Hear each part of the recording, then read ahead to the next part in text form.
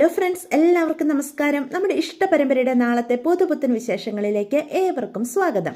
അങ്ങനെ സുകന്യ റൂമിലേക്ക് ചവിട്ടിക്കുലുക്കി കയറി പോവാണ്. അപ്പോൾ ഇതൊക്കെ കാണുമ്പോൾ ഗോമതിയും മീനും ഇത്രയും അന്തം വിട്ട് നിൽക്കുക.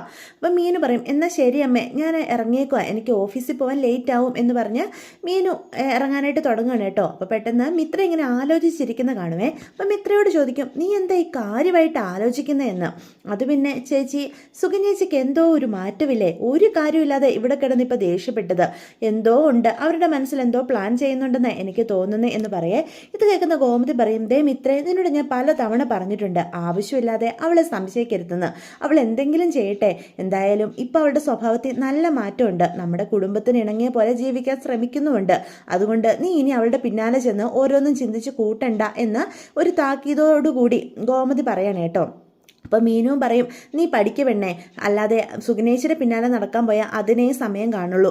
അവരുടെ സ്വഭാവം നിനക്കറിയാവുന്നതല്ലേ, എന്തെങ്കിലും ഇച്ചിരി മതി ദേഷ്യപ്പെട്ടുകൊണ്ട് വരാനായിട്ട്, അവരവരുടെ കാര്യം നോക്കി നടക്കട്ടെ എന്ന് പറഞ്ഞ് മീനു ഓഫീസിലോട്ട് ഇറങ്ങുകയാണേ. അപ്പം മിത്ര വീണ്ടും ഇങ്ങനെ ചിന്തിക്കുകയാണ്, അവർ ഈ നല്ല പിള്ള ചമയുന്നതൊക്കെ വെറുതെയാണെന്ന് എനിക്ക് തോന്നുന്നത്. ഇടയ്ക്ക് അവരറിയാതെ തന്നെ അവരുടെ യഥാർത്ഥ സ്വഭാവം പുറത്തു വരുന്നുണ്ട്.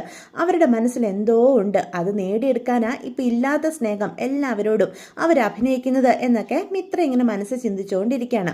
ഇതേസമയം സുകന്യ റൂമിൽ ചെന്ന് വീണ്ടും അവിടെ എല്ലാം ചാവി തിരയും കേട്ടോ. പക്ഷെ ഒരിടത്തും താക്കോല് കണ്ടു കിട്ടുന്നില്ല. ഷോ, ഇത് എവിടെ പോയി?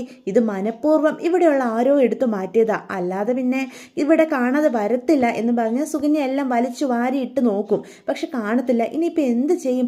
ഉദയഭാൻ സാറിനാണ് 10 ലക്ഷം രൂപയും കൊടുക്കണം. ആ ചാവി കിട്ടാതെ എൻ്റെ ആഭരണങ്ങൾ എടുക്കാനും പറ്റില്ല, അത് പണയം വെക്കാതെ എൻ്റെ കയ്യിൽ വേറെ കാശുമില്ല. ഷോ, ഇനിയിപ്പോൾ എന്താ ഒരു വഴി എന്ന് പറഞ്ഞ് സുകന്യ ഇങ്ങനെ ചിന്തിക്കുകയാണ് കേട്ടോ. അതേസമയം തന്നെയാണ് രാജശ്രീ നമ്മുടെ സുകന്യനെ വിളിക്കുന്നത്. അപ്പം സുകന്യ പെട്ടെന്ന് കോൾ അറ്റൻഡ് ചെയ്യുക. ആ രാജശ്രീ ചേച്ചി, എന്താ വിളിച്ചത് എന്ന് സുകന്യ ഇങ്ങനെ ചോദിക്കും കേട്ടോ.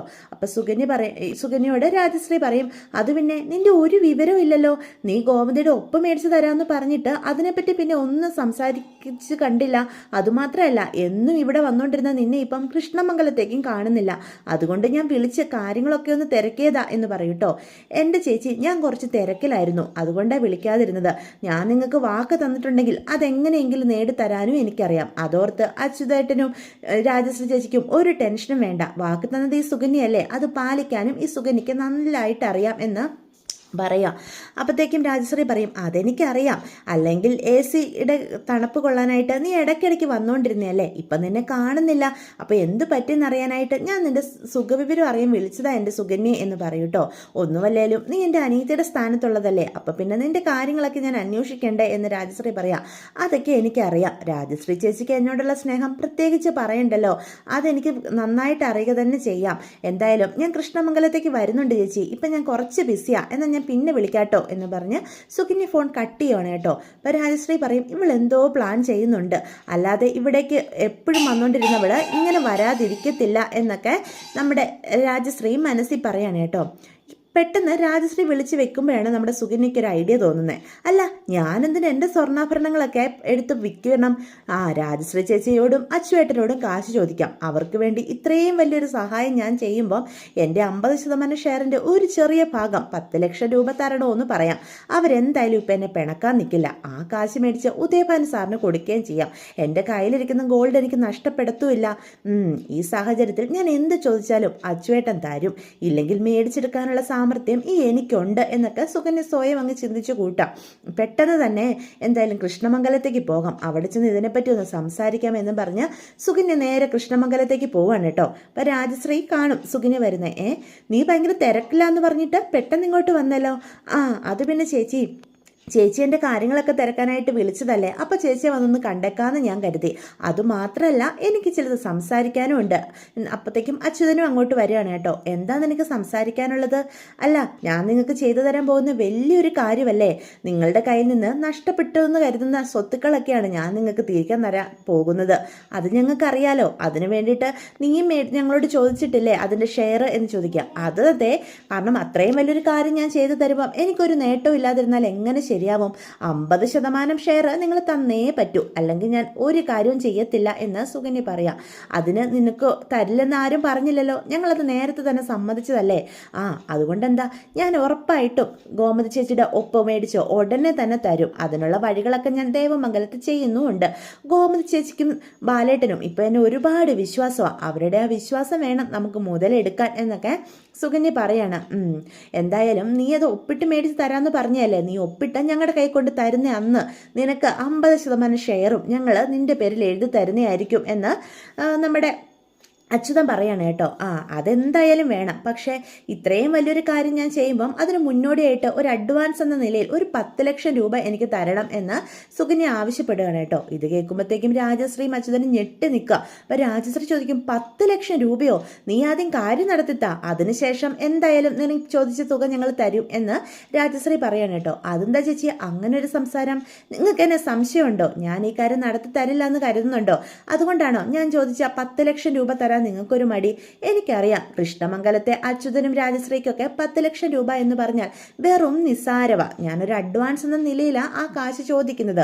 ഞാനിതിപ്പോൾ ചോദിക്കില്ലായിരുന്നു, എനിക്കൊരു അത്യാവശ്യമുണ്ട്, അതുകൊണ്ടുകൂടെ ഞാനിത് ചോദിക്കുന്നത് എന്ന് പറയണേ കേട്ടോ. അല്ല, നിങ്ങൾക്ക് തരാൻ ബുദ്ധിമുട്ടാണെങ്കിൽ ആ ഒപ്പിൻ്റെ കാര്യം നിങ്ങൾ അങ്ങ് മറന്നേക്ക്. നിങ്ങൾ വേറെ ഏതെങ്കിലും മാർഗം ഉപയോഗിച്ച് ഗോമതി ചേച്ചിയുടെ കയ്യിൽ നിന്ന് ഒപ്പ് മേടിച്ചോ. ഈ സുകന്യയുടെ ഒരു സഹായവും പ്രതീക്ഷിക്കേണ്ട എന്ന് സുകന്യ പറയണേ. ഇത് കേൾക്കുമ്പോൾ അച്യുതൻ പറയും, അയ്യോ സുകന്യ, നീ അങ്ങനെയൊന്നും ചിന്തിക്കണ്ട, നിന്റെ സഹായം ഞങ്ങൾക്ക് വേണം. നീ ചോദിച്ച 10 ലക്ഷം രൂപ ഞാൻ തരാം എന്ന് അച്യുതൻ വാക്ക് കൊടുക്കുവാണ് കേട്ടോ. അപ്പൊ സുകന്യ പറയും, ഇതാണ് അച്ചുവേട്ടൻ, ഇങ്ങനെ വേണം സംസാരിക്കാൻ. 10 ലക്ഷം രൂപ ഇന്ന് തന്നെ എനിക്ക് തന്നേക്കും കേട്ടോ. ഉടനെ തന്നെ 5-6 ദിവസത്തിനുള്ളിൽ തന്നെ ഗോമതി ചേച്ചിയുടെ ഒപ്പ് ഞാൻ മേടിച്ചു തരുന്ന കാര്യം ഏറ്റു എന്ന് പറയാണ് കേട്ടോ. ഇതേ സമയം നമ്മുടെ രാജശ്രീ അച്യുതനെ വിളിച്ചുകൊണ്ട് അകത്തേക്ക് പോവാണ് കേട്ടോ. അപ്പം രാജശ്രീ ചോദിക്കും, അച്ചുവേട്ടാ ഇതെന്ത് വിചാരിച്ചാ? 10 ലക്ഷം രൂപയൊക്കെ അവൾക്ക് വെറുതെ എടുത്ത് കൊടുക്കാന്ന് കരുതിയാ അതെങ്ങനെ ശരിയാകും എന്ന് ചോദിക്കാം. എടി, നമ്മൾ തന്ത്രപരമായിട്ട് വേണം അവളെ ഡീൽ ചെയ്യാൻ. അവളെ നമ്മൾ ഈ കാണുന്ന പോലൊന്നുമല്ല, നല്ല ബുദ്ധിമതിയാ. അതുകൊണ്ട് തന്നെ ശ്രദ്ധയോട് വേണം കാര്യങ്ങൾ നീക്കാൻ. ദേവമംഗലത്ത് അവളെ നമ്മൾ കയറ്റിയത് തന്നെ നമ്മുടെ ലക്ഷ്യങ്ങൾ നേടാനായിട്ടാ. അവൾ നമ്മളോട് എതിർത്ത് നിന്ന് കഴിഞ്ഞാൽ നമ്മൾ ആഗ്രഹിച്ച ഒരു കാര്യങ്ങളും സാധിക്കില്ല. ഇതിപ്പം ഗോമതി ഒപ്പ് മേടിച്ചെടുക്കണമെങ്കിൽ അവളെ കൊണ്ട് മാത്രമേ സാധിക്കുള്ളൂ. അത് എങ്ങനെയെങ്കിലും നമ്മൾ നേടിയെടുക്കണം. അതിന് ആദ്യം വേണ്ടത് അവൾക്ക് നമ്മളെ വിശ്വാസമാകണം. അതിനുവേണ്ടി 10 ലക്ഷം രൂപ നമുക്ക് കൊടുക്കുന്നത് കരുതി ഒരു നഷ്ടമില്ല. കോടിക്കണക്കിന് സ്വത്തുകളാണ് നമ്മുടെ പേരിൽ വരാൻ പോകുന്നത്. അപ്പം പിന്നെ 10 ലക്ഷം രൂപ കൊടുത്തത് അവളെ ഒഴിവാക്കുന്നതിൽ ഒരു പ്രശ്നമില്ല. നമ്മുടെ കയ്യിൽ സ്വത്തുക്കൾ വന്നു കഴിഞ്ഞാൽ 10 പൈസ അവൾക്ക് കൊടുക്കാൻ പോകുന്നില്ലല്ലോ എന്ന് ചോദിക്കുക. അതൊക്കെ ശരിയാ, എന്നാലും അച്ചുവേട്ടാ 10 ലക്ഷം രൂപ അവൾക്ക് വെറുതെ അങ്ങ് കൊടുക്കാന്ന് വെച്ചാൽ അതൊക്കെ നീ വിട്. നമ്മുടെ പേരിൽ വരാൻ പോകുന്ന സ്വത്തിനെ പറ്റി മാത്രം നീ ഇപ്പം ചിന്തിച്ചാൽ മതി എന്ന് പറയണേ കേട്ടോ. എന്തായാലും സുകന്യ ആവശ്യപ്പെട്ട 10 ലക്ഷം രൂപ അച്യുതൻ അറേഞ്ച് ചെയ്ത് കൊടുക്കുവാണേ. സുകന്യക്ക് സന്തോഷമാവും. സുകന്യാണെങ്കിൽ അച്യുതനോട് പറയും, എനിക്ക് ഒരുപാട് സന്തോഷമായി അച്ചുവേട്ടൻ എൻ്റെ ആവശ്യപ്രകാരം 10 ലക്ഷം രൂപ തന്നല്ലോ. എനിക്കൊരു അത്യാവശ്യ കാര്യമുണ്ട്, അതുകൊണ്ടാണ് ഞാനിത് ചോദിച്ചത്. അല്ലെങ്കിൽ കാര്യം നടത്തിയതിന് ശേഷം മാത്രമേ ഞാൻ ഷെയർ ചോദിക്കുള്ളായിരുന്നു എന്ന് പറഞ്ഞ് സുകന്യ അവിടെ നിന്ന് അങ്ങോട്ട് പോവുകയാണ് കേട്ടോ. ഇതേ സമയം ദേവമംഗലത്താണെങ്കിൽ മീനും ഒക്കെ ഓഫീസിൽ നിന്ന് വന്നേ ദേവിക്ക് വേണ്ടിയിട്ട് സ്പെഷ്യലായിട്ടുള്ള ഓരോരോ പലഹാരങ്ങളൊക്കെ നമ്മുടെ ഗോമതി ഉണ്ടാക്കിക്കൊണ്ട് വരികയാണ്. അപ്പോൾ ദേവിക്ക് കൊണ്ടേ കൊടുക്കും. അപ്പം ദേവിയാണെങ്കിൽ വേണ്ടമ്മേ, ഇപ്പം ഞാൻ കഴിച്ചതല്ലേ ഉള്ളൂ എന്നൊക്കെ പറയാം. അതൊന്നും പോരാ, ഇടയ്ക്കിടയ്ക്ക് എന്തെങ്കിലുമൊക്കെ നീ കഴിക്കണം. കുറച്ച് മുന്നേ ഫ്രൂട്ട്സ് അല്ലേ കഴിച്ചത്, ഇത് ഞാൻ നിനക്ക് വേണ്ടി സ്പെഷ്യലായിട്ടുണ്ടാക്കിയ റെസിപ്പിയാണ്, എങ്ങനെയുണ്ടെന്ന് ടേസ്റ്റ് ചെയ്ത് നോക്കുക എന്നൊക്കെ നമ്മുടെ ഗോമതി പറയും കേട്ടോ. അപ്പം ദേവിയാണെങ്കിൽ അത് ടേസ്റ്റ് ചെയ്ത് നോക്കും. നല്ല രുചിയുണ്ടല്ലോ അമ്മേ, ഇത് എന്ത് പലഹാരമാണ് എന്നൊക്കെ അപ്പം ദേവി ചോദിക്കും കേട്ടോ. അപ്പം അടുത്തേക്ക് മിത്ര വരികയാണ് കേട്ടോ. അപ്പച്ചി പുതിയ പലഹാരം ഉണ്ടാക്കിയോ എന്ന് ചോദിക്കുക. ദേവിക്ക് വേണ്ടി ഉണ്ടാക്കിയതാ, നീയും എടുത്ത് കഴിക്കുക, എങ്ങനെ ഉണ്ടെന്ന് നോക്കുക എന്നൊക്കെ പറയുകയാണേ.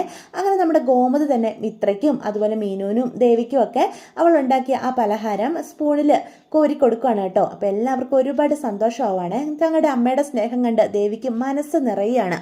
ഇതേസമയം സുകന്യ ആണെങ്കിൽ ക്യാഷുമായിട്ട് നേരെ ഉദയഭാനുവിൻ്റെ അടുത്തേക്കാണ് കേട്ടോ പോകുന്നത്. ക്യാഷ് ഞാൻ അറേഞ്ച് ചെയ്തിട്ടുണ്ട്, ഇന്ന സ്ഥലത്ത് വരണമെന്ന്. അപ്പോൾ ഒരു വിധത്തിൽ കോമതിയുടെ കണ്ണ് വെട്ടിച്ച് ദേവമംഗലത്ത് നിന്ന് ഇറങ്ങി നേരെ ശ്രീകലേനെയും ഉദയഭാനുവിനെയും കാണാനായിട്ട് വരിക. അപ്പോഴത്തേക്ക് ശ്രീകല ചോദിക്കും, എന്താ സുകന്യമോളെ നീ ഞങ്ങളെ ഇങ്ങോട്ട് വിളിച്ചു വരുത്തത്? ക്യാഷ് ആയിട്ടുണ്ടോ? ഇത്ര പെട്ടെന്ന് നീ അത് അറേഞ്ച് ചെയ്തോ എന്നൊക്കെ ചോദിക്കും. അത് പിന്നെ ആൻറ്റി, ആവശ്യം എൻ്റേതല്ലേ, എത്രയും പെട്ടെന്ന് ആ ലൈസൻസ് കൈക്കലാക്കണം എന്നൊരു ചിന്ത മാത്രമേ എനിക്കുള്ളൂ. അതിനുവേണ്ടി എന്ത് ത്യാഗം സഹിക്കാനും ഞാൻ തയ്യാറായിരുന്നു. അതുകൊണ്ടെന്താ, ക്യാഷ് റെഡി ആയിട്ടുണ്ട്, ഇത് നിങ്ങളെ ഏൽപ്പിക്കാമെന്ന് കരുതിയാണ് ഞാൻ വന്നത് എന്ന് പറഞ്ഞ് ബാഗിൽ നിന്ന് 10 ലക്ഷം രൂപയുടെ ഒരു കെട്ടെടുത്ത് ഉദയഭാനുവിൻ്റെ കയ്യിലോട്ട് കൊടുക്കുക. അത് കാണുന്ന ഉദയഭാനു ഞെട്ടിത്തരിച്ച് നിൽക്കുകയാണ് കേട്ടോ. ഇത്രയും വലിയൊരു തുക തൻ്റെ കയ്യിലോട്ട് വരുമ്പോഴേ എന്ത് ചെയ്യണമെന്നറിയാതെ കണ്ണുകൾ രണ്ടും മഞ്ഞളിച്ചു എന്ന് പറയുന്ന പോലെ നിൽക്കുകയാണ് കേട്ടോ. അപ്പോൾ പെട്ടെന്ന് ശ്രീകല ഒന്ന് തട്ടും. ഇതൊക്കെ നിസ്സാരമാ എന്ന് എനിക്ക്, പക്ഷെ മോളെ സംബന്ധിച്ച് ഇത് വലിയ തുകയാണെന്ന് അങ്കിളിനറിയാം. എന്തായാലും ആ ലൈസൻസിന് വേണ്ടി സുഗന്യ ഇത്രയും കഷ്ടപ്പെട്ടതല്ലേ, ഉറപ്പായിട്ടും ആ ലൈസൻസ് മോക്ക് തന്നെയാണ് സ്വന്തമാണ്. ഉടനെ തന്നെ നമുക്ക് പുതിയ ബിസിനസ്സും സ്റ്റാർട്ട് ചെയ്യാം എന്നൊക്കെ ഉദയഭാനു പറയാം. വേണം അങ്കിളെ, ഉടനെ തന്നെ എനിക്ക് പുതിയ ബിസിനസ് സ്റ്റാർട്ട് ചെയ്യണം. അതിന് വേണ്ടിയിട്ടാണ് ഞാൻ ഈ ക്യാഷ് അറേഞ്ച് ചെയ്ത് ഉദയഭാനു സാറിൻ്റെ കയ്യിൽ പെട്ടെന്ന് തന്നെ തന്നത് എന്ന് പറയാം. അത് പിന്നെ ഞങ്ങൾക്ക് അറിയാലോ, ഉടനെ തന്നെ നമുക്ക് ബിസിനസ് സ്റ്റാർട്ട് ചെയ്യാം. അടുത്ത വർഷം ഈ സമയമാകുമ്പം ധർമ്മനും സുകന്യയും ഈ നാട്ടിലെ അറിയപ്പെടുന്ന ബിസിനസ്സുകാരായിരിക്കും. അങ്ങനെ ഞാൻ മാറ്റിയെടുക്കും. എനിക്ക് വേണ്ട എല്ലാ ഉപദേശങ്ങളും ഉദയഭാനു സാർ തരുമെന്ന് എനിക്കറിയാം. എങ്കിലും ഞങ്ങൾ രണ്ടിനെയും കൈവിടരുത്. ഞങ്ങളുടെ ബിസിനസ് വളർന്ന് അത്യാവശ്യം ഒരു നിലയിൽ എത്തുന്നിടം വരെ സാറിൻ്റെ സഹായങ്ങൾ ഞങ്ങൾക്ക് ആവശ്യമുണ്ട് എന്നൊക്കെ പറയാം. അത് പിന്നെ ചെയ്യാതിരിക്കുമോ? മോക്ക് വേണ്ട എല്ലാ സഹായങ്ങളും ഞാൻ ഉറപ്പായിട്ട് ചെയ്തു തരും. ഇപ്പം തന്നെ ഈ ലൈസൻസ് കൈക്കലാക്കാൻ വേണ്ടിയിട്ട് ഈ ക്യാഷ് ഞാൻ അവർക്ക് അയച്ചു കൊടുക്കുന്നതായിരിക്കും എന്നൊക്കെ ഉദയഭാനു പറയാൻ കേട്ടോ. അപ്പം ശ്രീകലയും പറയും, അതേ മോളെ, മോള് സമാധാനമായിട്ട് പോയിട്ട് വാ. ഇക്കാര്യം ആരെ അറിയിക്കരുത് കേട്ടോ. മുന്നോട്ട് എല്ലാ കാര്യങ്ങളും നന്നായി കഴിഞ്ഞ് നമുക്ക് ദേവമംഗലത്തുള്ളവരെ അറിയിക്കാം. അത് അത്രയേ ഉള്ളൂ ആൻറ്റി. അല്ലെങ്കിലും അവിടെയുള്ളവരെ ഒന്നും ഞാൻ ഈ കാര്യം അറിയിക്കുന്നില്ല. എന്തിന്, ധർമ്മേട്ടൻ പോലും ഇപ്പോൾ അറിയണ്ടെന്നാണ് ഞാൻ ആഗ്രഹിക്കുന്നത്. എല്ലാം ശരിയായതിനു ശേഷം അവർക്കും ഒരു സർപ്രൈസ് ആയിട്ട് അറിയിക്കാം എന്ന് നമ്മുടെ സുകന്യ പറയാണ് കേട്ടോ.